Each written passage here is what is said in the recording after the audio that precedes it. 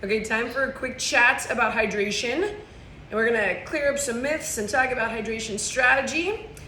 However, I mean, if you're thinking I'm gonna scroll, don't scroll because hydration helps with everything. Everything your body needs to do, hydration supports it. All of it. From, I mean, when I say all of it, I mean every single bodily function. Hydration is a critical component. Everything. So we want you hydrated. And when I say everything, I mean everything. Like normally you throw out sexy stuff like, oh, it's gonna speed your metabolism a little bit and our skin's gonna look amazing. But it's everything. Helps with everything, okay? So, in fact, I'll give you another one you might not be thinking of. It helps to boost your blood volume. And how do your immune cells travel and get around to do their thing? In the blood. So, in fact, just that tiny little thing, right? Just having better blood volume helps you boost the function of your immunity. And how do we do that? Hydration. So, all right. Myths.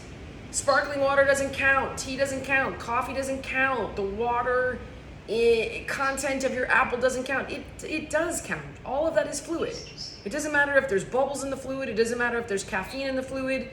The only thing with things like water in coffee and tea is that some teas and coffee in particular can have a diuretic effect. So the argument is, do they cancel each other out? But this would only be relevant if you were counting glasses of water, which is a totally defunct strategy, so it doesn't matter. But if you think, oh, I'm not gonna get hydrated from a sparkling water, that's just, no, it's not a thing. Water, there's water in it, you're putting the water in your body. So I don't know where this nonsense comes from, but water in your fruit that's going in your body, it's still water, okay? So it all helps to hydrate you. Now then, what is a good hydration strategy?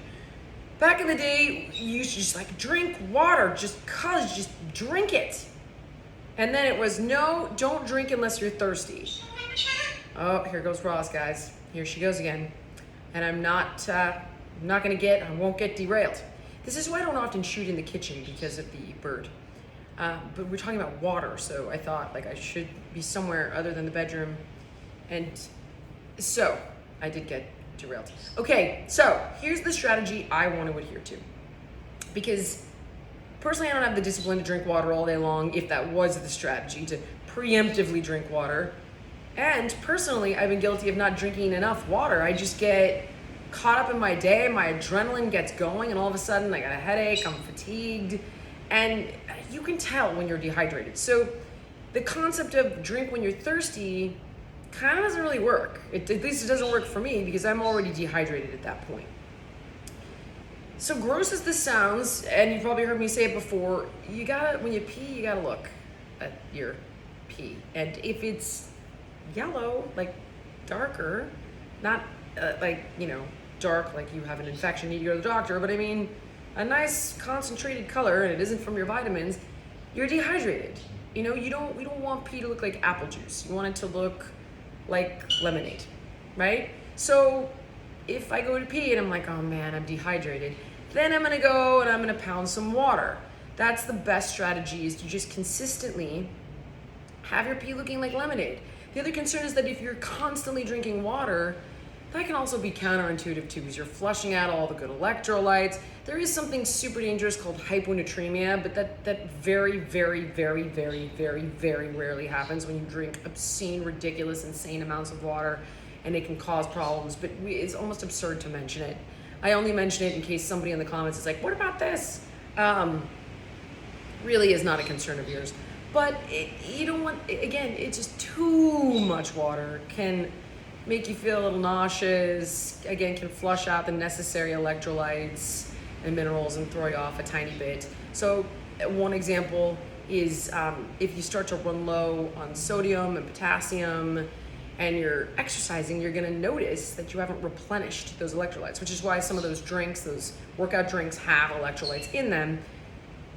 If you're gonna go down that road, by the way, just be careful, because a lot of that stuff has a ton of chemicals, a ton of calories, a ton of garbage.